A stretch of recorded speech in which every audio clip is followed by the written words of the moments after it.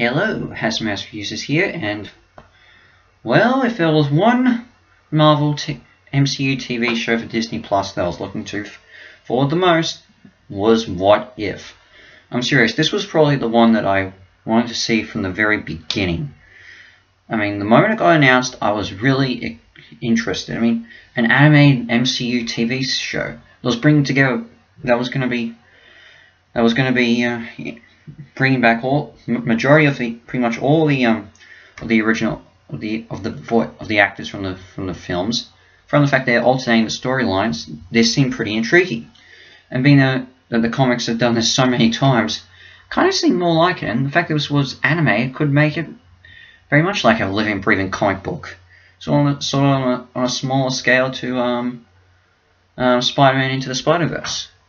And the more I heard about it, and I must say, throughout the whole of last year, I was just waiting to hear if there was any more announcements for this series. Who was going to come back as the voice cast? What the storylines will show up. They'll do. Even when we heard negative stuff coming through, I mean, not really much negative about this outside of Chadwick Boseman's death, it was always going to be intriguing. And every trailer I saw of this got me even more hyped. And so when it finally got released, I made sure I watched every episode. And what do I think? Honestly, it didn't disappoint. It gave me exactly what I wanted. And you know, it ended up proving, I think this could be one of the few MCU related things that you don't have to watch everything else to get the best out of everything. I mean, yes, you should just to understand the characters, but you know, you can just jump in and watch whatever watches the whole way through, and you're not missing, and you don't have to watch everything else. So, but what is the basic premise of this? Well, you follow Yuata, I think that's his name, and he is a Watcher, who, if you don't know from the films, is an alien race that observes everything that happens throughout the universe, whose informant was the late Stan Lee. That was his character throughout the MCU films. He was the informant of the Watchers. Well, this Watcher watches over in the multiverse, created after the events of the first season of Loki. I'm not going to explain how that happened, but you'll probably guess. So, and in every universe, certain events transpire differently from the main timeline, and the Watcher documents this in the search for the true hero, all while making sure he does not interfere with that universe's events, even when things go terribly dark and could lead to the destruction of things. And as much as he keeps himself scarce from everyone, there are the select few who catch on to his secret, and he must make sure that they do not get any access to his power. And I think you can guess where it could lead to in the end. But we won't get into that. But what generally works for this is so when you think about this, I mean, in many ways, I guess you are watching the same stories that you see in the films. And yeah, that could seem very boring. And to be fair, not all the most of the stories are unique and twist events in different sort of directions. Not all of them are pretty much what you may expect. I mean, let's be honest. Peggy Carter getting the super soldier serum instead of Steve Rogers is about as formulaic as you may get. But again, that's the first episode. And even though he's now a part of the events, he ends up changing the events of Iron Man. Killmonger rescuing Tony Stark can pretty much leads to where his story in Black Panther ends up going. Just instead, he ends up certain members of his family end up dead instead of others. And yes, and of course there are others too. I mean, Ultron pretty much taking over the world is somewhat formulaic and conquering his universe, yes, but it's more so what happens afterwards that you see the change. And I guess even sort of the motives of Arnim Zola as the AI can seem similar. But here's the thing: what when you do get, there are stories that are very much, but most of the other stories are unique. I mean, T'Challa as Star-Lord, who would have guessed that? The fact that Stephen Strange, when he doesn't lose his hands but instead loses his heart, he's more arrogant and tries to fix everything more. The zombie episode is pretty much interesting enough, and Thor being a single child who just wants to party is kind of actually hilarious. And here's the thing: as much as these are very different sort of stories, these are still the same characters that we know. And even though they've gone into different, and as I said, even though these are different stories, these are still the same characters. And as much as their motives may have changed, they're still, even though there are differences, they're very similar. Steve Rogers, even though he doesn't get the super soldier serum, still wants to help out in the grand picture of the war. Yondu Udonta, despite raising a different kid, is still willing to lie just to protect his adopted child. Hank Pym, even though he's now lost his daughter, even though he's now a villain, his motives and wants to destroy S.H.I.E.L.D., his motives still lie. Pretty much are very similar to why he quit S.H.I.E.L.D. in the main timeline.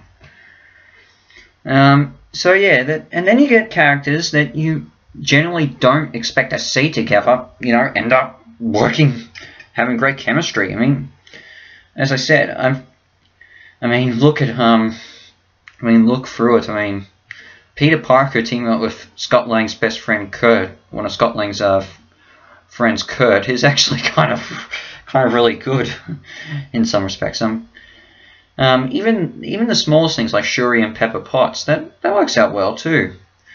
And yeah, even the strangest ones like Hal the Duck and Darcy Lewis, that's kind of in the line of the comics, even though Darcy's an original character in the MCU, so great on them.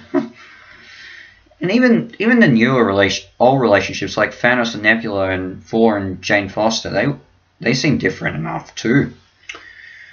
And I mean, and seeing some smaller characters who don't get much roles in the main films like Kurt and Howard the Duck are actually more fleshed out in this and seem pretty much brand new, and makes you wish they get more screen time in the films. And the voice acting is perhaps the standout feature of this. I mean, let's start off with the newest edition of this, which is Jeffrey Wright as the Watcher, and he does a really good job. He's very much got that commanding voice, and that he feels more like a god, but even then he's still learning and still feels powerless in some areas. He has a great sense of justice, and he wishes to make sure he doesn't break his rules as an all-powerful creature. So yeah, he does well. And then of course you got the returning actors for these beloved characters, and they are all splendid. They all do great jobs. I mean, I can list a few. I mean, Karen Gillan as Nebula, Josh Brolin as Thanos, Michael Rooker as Yondu Udonta, Benedict Cumberbatch as Stephen Strange, Mark Ruffalo as the Hulk, Chris Hemsworth as Thor. They're all back in their roles, and they all do great jobs. Even the smaller ones. I mean, Dave DeCosta, I can't pronounce his name, as Kurt. Seth Green's back as Hal the Duck. Who else was there? Sean Gunn as Cracklin. Yeah. Emily Van Camp as Sharon Carter. Jon Favreau as Happy Hogan. Every person they brought back do really good jobs. Some do take a little while to get back into their characters. Like Michael B. Jordan in one episode isn't as grand as Killmonger, but in the final episode of the series, he actually does get back and feel to his feet in my eyes. And even Bucky Barnes is another one who struggled. Sebastian Stan's Bucky Barnes, same thing. But even as the show gets on, they get better. And even Tom Hiddleston, in some capacity, there is unique sides of what would actually happen if he did get raised as a frost giant. So that brings up a more friendlier side of Loki. And then of course you have the replacements, and this was always going to be a challenge to see. And let's just say there are some of them do struggle. I mean, there are some who do good impressions of the characters, and they're fine to some extent. I mean, Mike Wingert, Josh Keaton replaced. They do okay jobs at replacing Robert Downey Jr. and Chris Evans respectively. But they're just basically being just impressions. And the smaller ones I can't really say too much. Some are a bit difficult to manage. I mean, Ozia Golobadis, I think that's her name, who plays Shuri.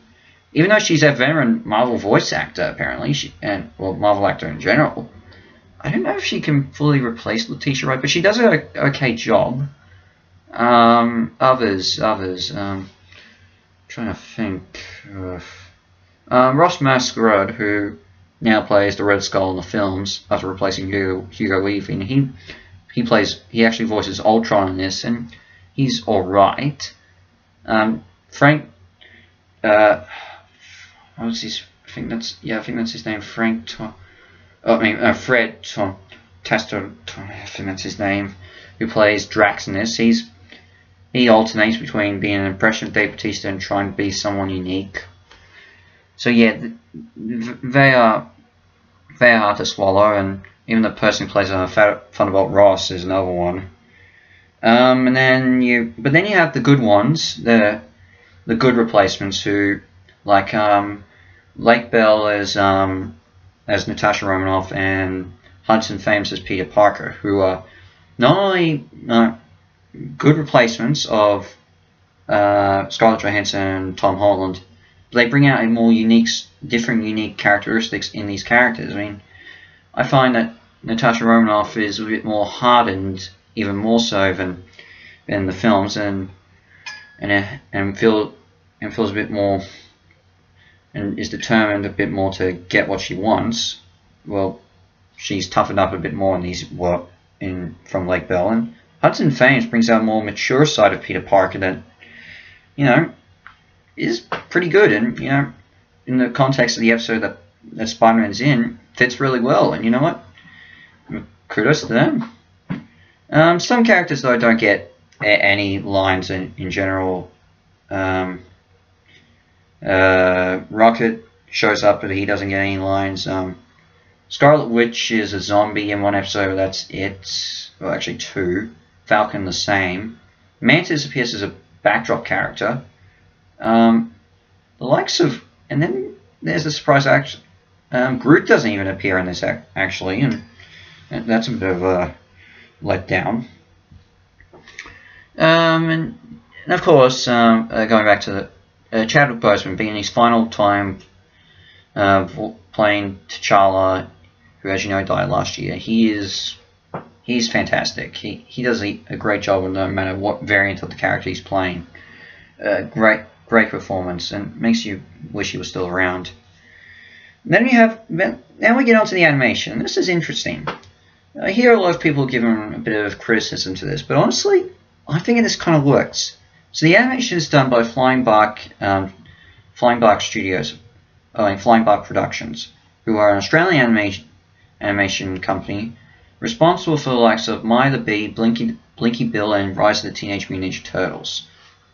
And you know what? They do a really good job. So the animation sort of in this 3D cel-shaded design, reminiscent of the comics from the 50s, which is the golden era, and has a bit of style from Disney's Lady of the Tramp. And you know what? I think it actually works. The backgrounds look really detailed. The character models stay true to the to everything that from the live action, including the CGI aliens and all that. But they do really good jobs, and I think they pull off things really well. Honestly, I give this animation a really good thumbs up. I love this. It actually works out pretty well. So yeah, I think the animation's a plus. But is there any other problems I do have with this? Maybe the fact that most of the episodes have very depressing endings. In fact, I think all of them do. So yeah, there is that. Could have used a bit more episodes just to end fully on positive. Even I'm not going to dive into how endings progress, but yeah, could have used a bit more fully positive endings. But I'm sure there was something else I was thinking of, but I forget. But overall, I think What If is fantastic. It's a great series. I think any newbie to the MCU should jump in and give it a look. Would still help to see the movies first. Now, you don't need to watch the TV series yet. I mean, Season 2 I think is going to bring in the newer things from Phase 4. But for now, just watch the films, I would at least say. At least from, I'll say, Iron Man to Avengers Endgame at the very least. Spider-Man Far From Home, I guess you can maybe throw in. But really, this doesn't really... Even then, I don't even think Endgame is no storyline that mostly focuses on Endgame. But anyway, so I still think you should give this a watch. It's 9 out of 5. 9.5 out of 10 has stars. Sorry about that. I loved it. I think animation fans would love it. MCU fans will love it. Give it a watch on Disney Plus and enjoy. So what's next? Well, if not a video game review, which I think would be Star Fox Adventures, which is the game I'm trying to complete. Big news: movie theaters are finally opening back up here in New South Wales as lockdown ends, and Shang-Chi, no doubt, and maybe Free Guy, just depends. Even though that is on streaming services now. But in the meantime, House Mouse Reviews is out, and I'll see you for next week, which I promise will be Shang-Chi. Ciao.